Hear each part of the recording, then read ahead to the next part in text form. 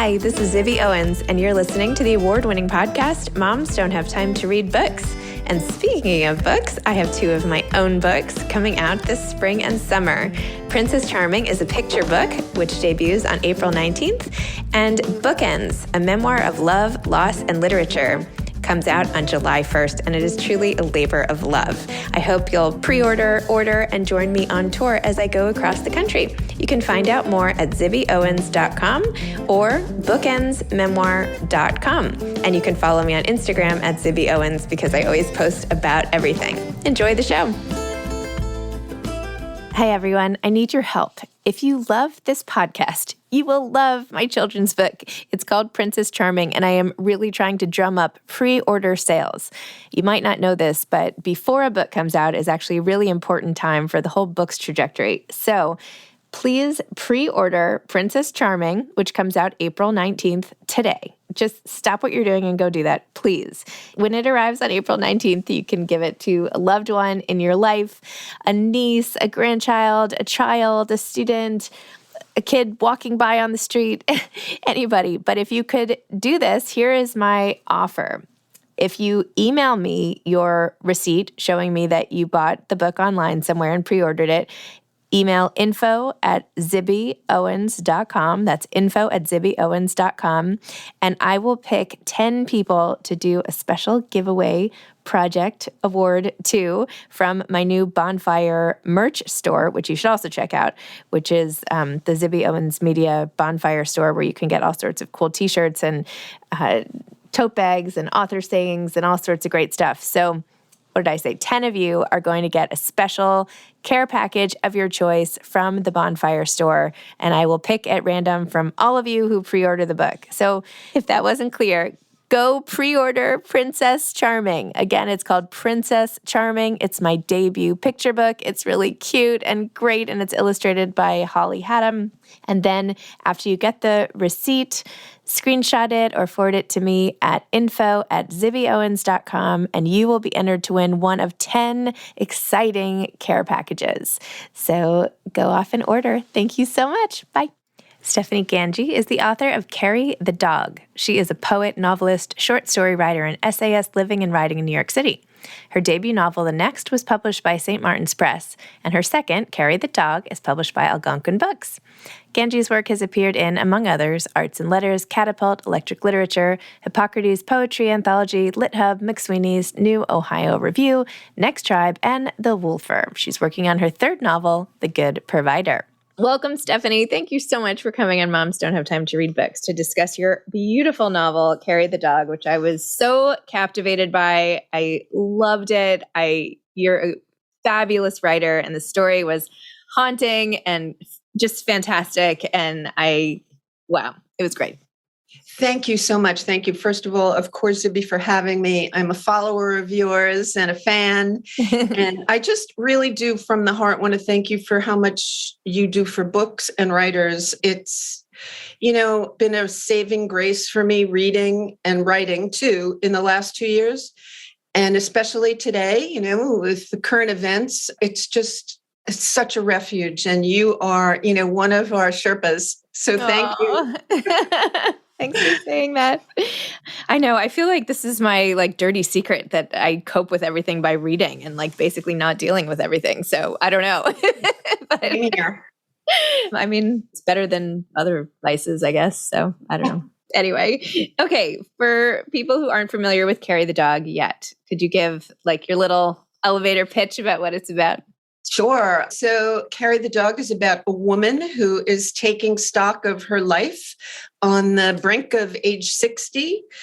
And she's suffered trauma in her childhood and has figured out ways to navigate that trauma across a lifetime in ungraceful, awkward, wrong, crazy, and maybe not the healthiest ways. And yet she has managed to make a life for herself and get where she is with all the trials and tribulations that we all experience. And now at 60, she's ready to go forward with more grace and more power. And she has to figure out what about herself provides that. And so it's a journey that sounds very interior, and there are aspects of it that are very interior for her, but it's also, I think, a kind of a fun and also maybe even a little bit joyful journey for her, despite the trauma. That's pretty good. Yeah. Okay. Nice job. I don't know why I start by putting all authors on the spot. It's really mean of me. I should really have a different introductory question, but I do like listeners. You would think by this point I would be able to have that roll off. No. That's okay. That's all right.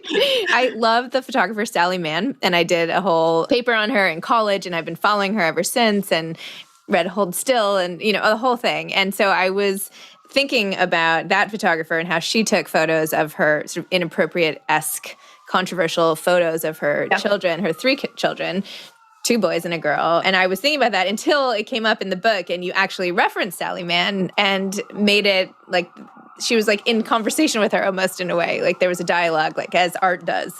Tell me a little bit if that if her body of work influenced you, if that spurred this. I mean, or if that was related at all to what inspired you to write this story.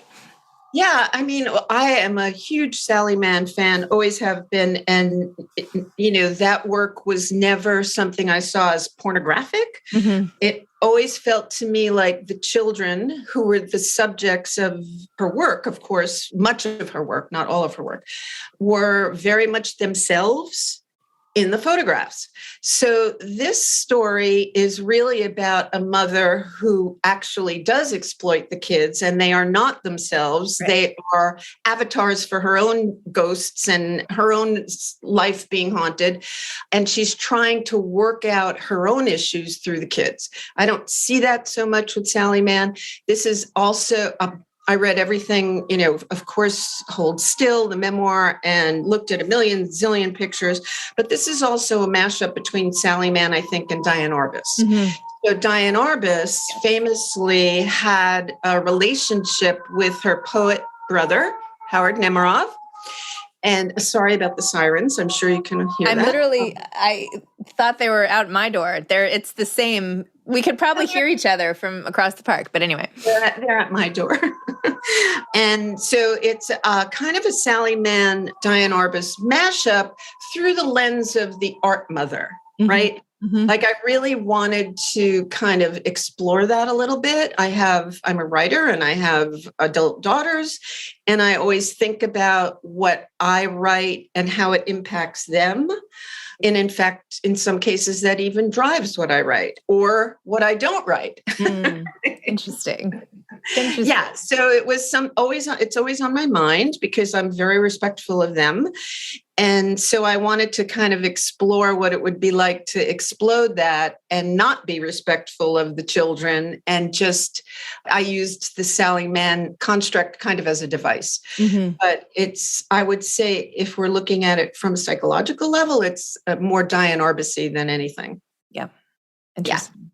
Yeah. There was a passage, well, there were so many passages. I was telling you, I dog-eared like 20 different pages of beautiful prose, but there was one just towards the beginning that I think sets the scene about her relationship with her mother, the main character's relationship with her mother. And so I'll just read this one paragraph just to show how great a writer you are at the least. But Miriam Marks is long dead, and yet she's inside me, where she has been my whole life, from before my life, from when I was cells inside her, trying to gang up and become a person. She seeped in with her low murmur and cigarette smoke and darkroom chemicals. She's dead, and yet when I catch a whiff of sour wine in last night's glass or the stubbed butts from my ashtray on the fire escape, it's like smelling salts. She's revived. Just the thought of green beans makes me gag, remembering how she would dump them from a can into a pot and heat them in their tinged water to show Albert she'd put something green on our plates. I would push them around with my fork, try to relax my throat, try to swallow to keep peace at the dinner table. Miri sat back with her wine, her cigarette, the squint that meant she was killing time until she could retreat to the dark room with the day's film. Thank you. Good. I don't know. I could have read any passage, honestly, but that was a good intro. I mean, it's really the way she wrote about her mother. And obviously, so many people have complicated relationships with their own mother, but this is a particularly fraught relationship. And how, especially as an adult, how do you look back and come to terms with someone who purports to love you, and yet in their actions shows you the opposite, right? That the person you're supposed to trust the most is the one who has betrayed you. How do you come to terms with something like that? Even further, maybe even one step deeper is then that becomes your definition of love, right? Right. That's true. Yeah. You said this, that is the atmosphere you breathe, and it equals love. Mm-hmm. So it's funny because every time I read for interviews, I'm so conscious. Almost every other page has a spoiler on it. So, there's a lot of plot, a lot of things happen, and some twists and turns.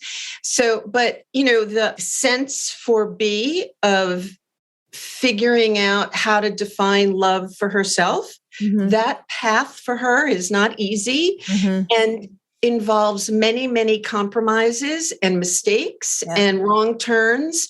And yet there is some part of herself that wants love, of course, and needs it and understands that it is a lifelong quest for her. Even though she rejects therapy and she's not the most introspective person, but she understands that she's a seeker of love. And I hope that we all have the gift of that in our lives. I know I'm 66, and at my age, that is the number one goal, is more love, more love, more love. And so that I wanted to give B that revelation. It's amazing. At age 66, tell me about your writing career and this novel. And I love the idea of an older female protagonist because it is so important. I'm sort of obsessed, as most people are, with sort of what's coming next, right? Like I'm very much craving all these memoirs and novels about women a little older than me, because just to see, like this is like the older siblings kind of I didn't have. So tell me a little bit about writing at this sort of stage, if you will, and how your whole career has sort of led to here. Yeah, my whole career, which is, I put in scare quotes because it was so fragmented and patchwork for many years. And I was always what I think Natalie Goldberg in Writing Down the Bones calls a shadow writer. So I always have had jobs like writing or some kind of writing, but it wasn't actually fiction or essays, the kind of writing I'm doing now. So I wrote my debut novel at I published my debut novel at age 60. And I loved when you said, I'm always looking to see what comes next, because the title of that novel is The Next. And I too am always interested to see what comes next. I do feel that I've suddenly woken up as kind of a canary in the coal mine of aging. And, it is beautiful to see how many new voices I'm hearing. Certainly when my mother was my age, no one was talking about aging. I think my mother, she had 4 sisters. They used to whisper the menopause word on the phone. So it's great to hear and see, also represented women my age. I don't know one woman. I have a lot of female friends, and I don't know any who are like the stereotypes of what we've come to know over the years that the culture has fed us. They're crazy dynamic and interesting, and quite frankly, more than the men they're sometimes attached to. The women all seem like all burners on, just doing their thing, figuring out life at this age, and also like B, trying to figure out how to go forward with some grace, and by integrating not only wisdom that they've acquired, but the many selves they've been, right? Like, I feel like I'm still adding selves and identity, and it's not a process that stops. You don't, stop growing and sit in a rocking chair. That's just, I don't know anybody like that. They don't even have rocking chairs anymore. I know, exactly. Where'd they all go? Exactly. I wouldn't mind a rocking chair now.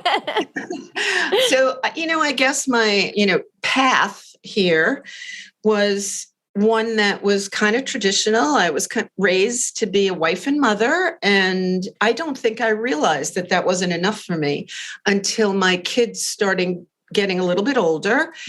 And I looked at all the work I had done, and it was always writer adjacent. And I'd always written, and it was a hobby, and I never centered it, and frankly, never valued it. I never saw myself in the group of people in the world that would be published. And so I started playing around with a novel at 55. I had a corporate job. I was director of corporate communications, always like a writer. And I embarrassingly, but I'll say it, had a big heartbreak in my mid 50s. And, after my marriage, and I was divorced, and I was with somebody, and it was a big heartbreak.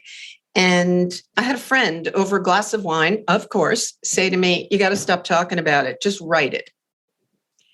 And I thought, hell, it was like a thunderclap. Like, yeah. So I did. And I remember saying to one of my daughters, first of all, I did that secretly, the writing of that first book, for at least a year. And then once I said to one of my daughters, I'm thinking about submitting this to an agent. And they were astonished and proud and said, "If not you, who?" Because they're my kids. So they think I'm good. Not everybody's kids would think their mom was good. I know. I am. You're obviously close with them, and very close, and also very lucky. In fact, I'm working on an essay right now about what I'm learning from my adult daughters. Aww. They're 35 and 31, and every encounter is a learning from me. I think the tables have turned. Anyway, so I submitted that book to an agent, and as I still had a corporate job, I was getting up at 4:30 in the morning and writing for 2 hours, the usual story. And it got sent back to me probably 3 times, easily 3 times, if not more. And so, at that juncture, I had to say, am I really sticking with this at 58? Or am I setting it aside and getting my nice corporate paycheck? And I just threw the cards up in the air and decided to take a leave of absence from my job, which I live in New York City, so it's not necessarily the most financially sound decision that I could have made. But it was like the one thing, only mine, that I had always wanted to do and never did. And the clock was ticking, I was very conscious of that. And so that novel was published when I was 60, and this one was published when I was 65.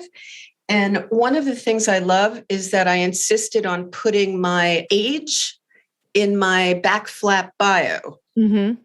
Because I'm not invisible. I don't feel invisible. I know visibility is something we struggle with, but I feel I'm more visible to myself, and denying everything that's come before seems crazy to me. So I, felt compelled to say, this is who I am, and this is what I've achieved, and I'm going to keep going, whether you like my age or not. I love that. That's so inspiring. It's so great. I mean, why not? The more experience you get, and the wisdom and all of it, like, it only makes you better, right?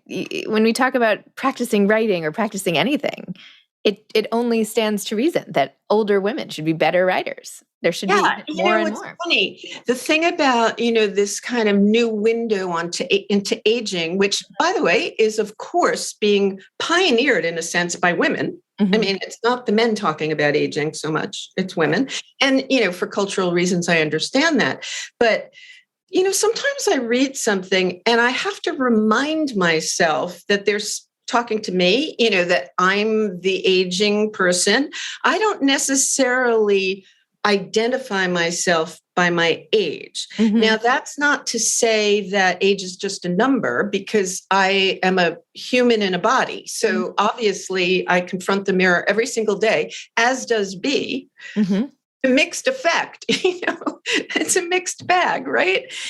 But I don't feel like defined by my age. Mm-hmm. So I sort of am a little tiny bit resistant of all this age-centric convo right now. Mm-hmm. On the other hand, it's absolutely 100% necessary. And, I'm part of it.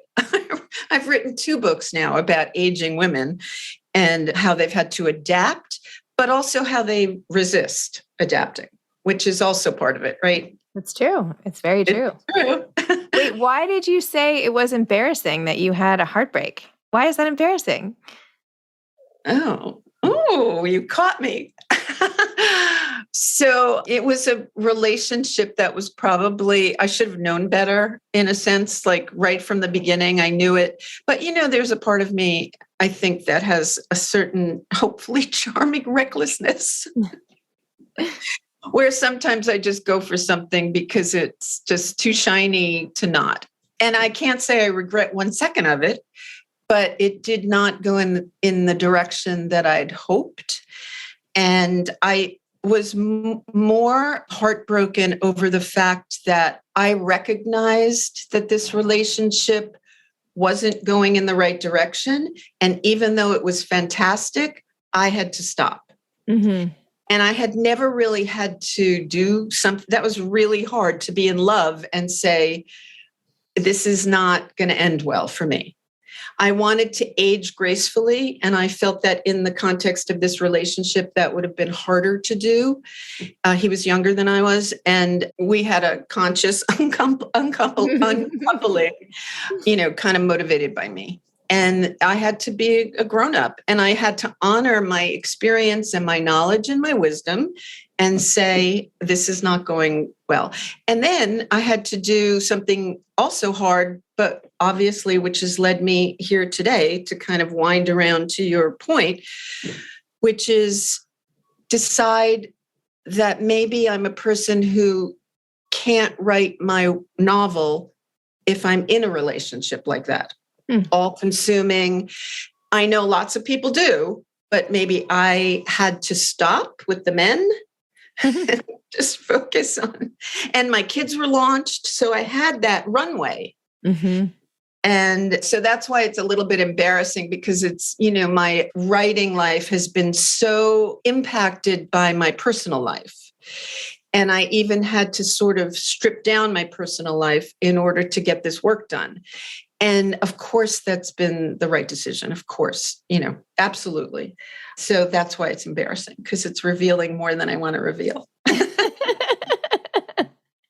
Well, I don't think it's embarrassing. I think that's super relatable. Everybody has, been in relationships that maybe they're not proud of, or maybe they knew wasn't right. They might not be right, but all of that. I just saw it all. Well, good for you. I mean, exactly. Putting on the brakes. That's the bonus and also the curse of being in your mid-50s. It's like, okay. Meanwhile, you have some stuff in here about, later in life sexuality with the egg whites. Is that a thing? I was like reading, I didn't even know that.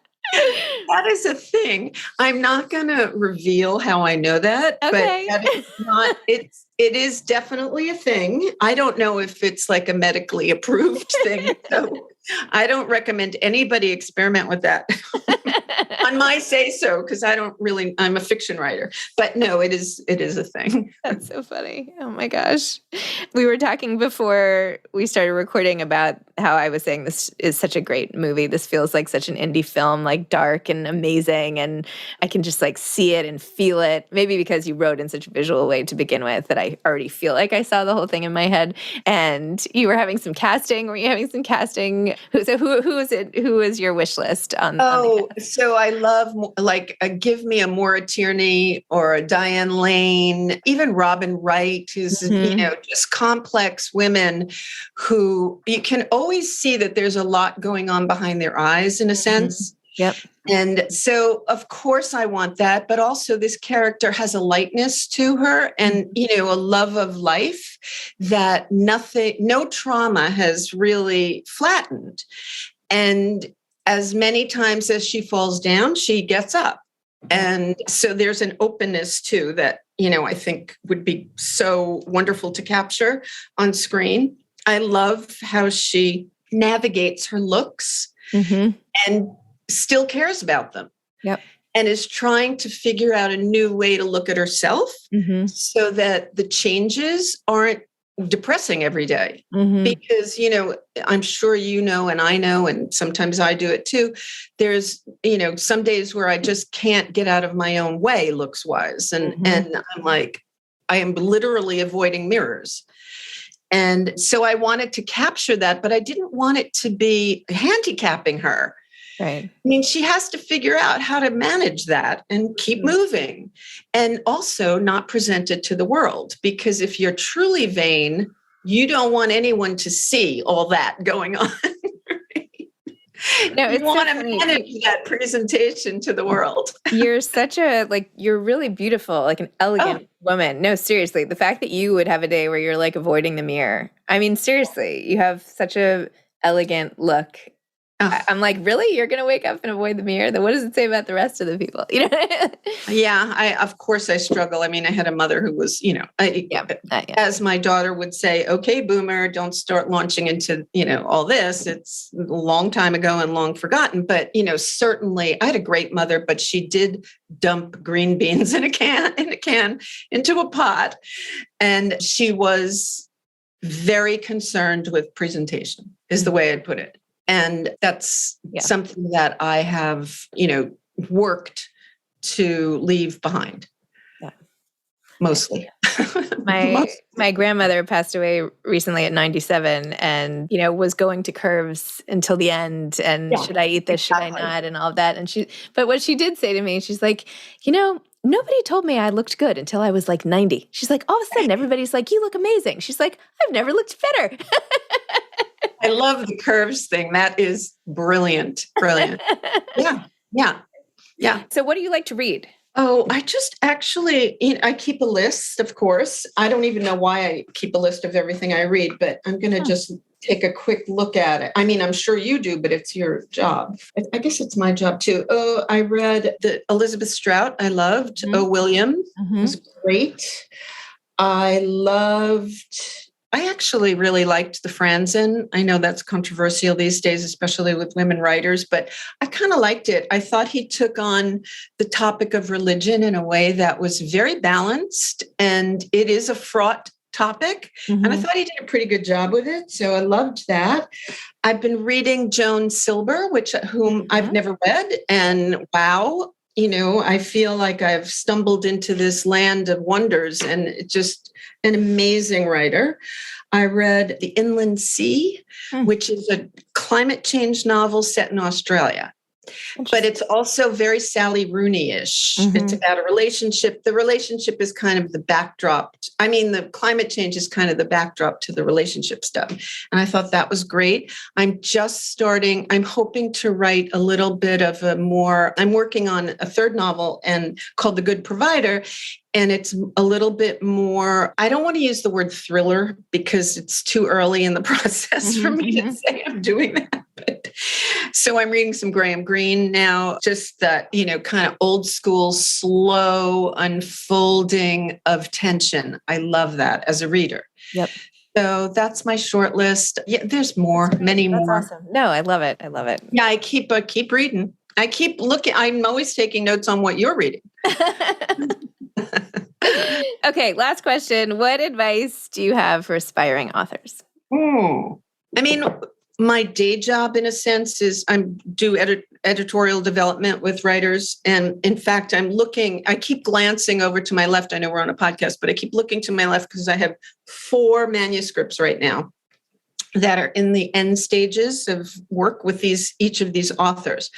And one of the things that I have come to learn in a very compressed time frame, because I started so late and I had to learn on the job, in a sense. I don't have an MFA. I'm not a big writing workshop person, but along the way, the issues you face that slow you down or make you feel like you can't do it are not, like, those issues weren't Stephanie issues. They were writer issues.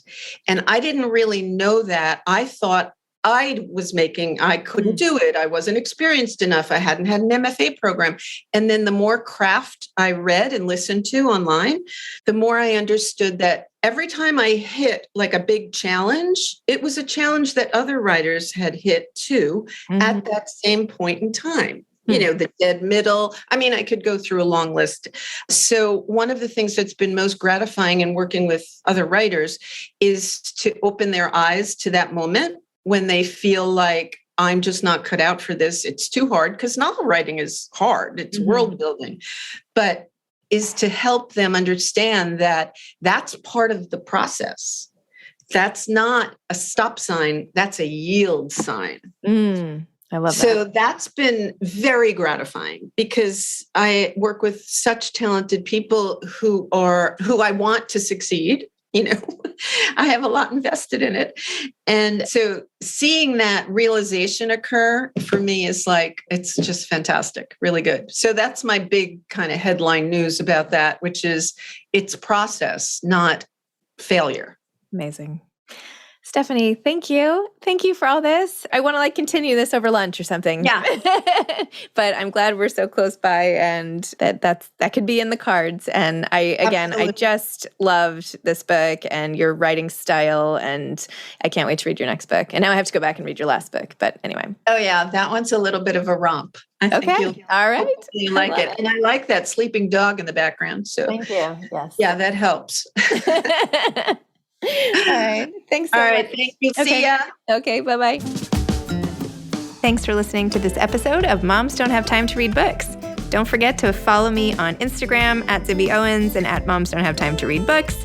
Also sign up for my newsletter at zibbyowens.com and sign up for my virtual book club and meet lots of authors on Zoom every other week. Thanks so much to Steve and Ryan at Texture Sound for the sound editing. And thank you to Morning Moon Productions for providing this fantastic intro and outro music.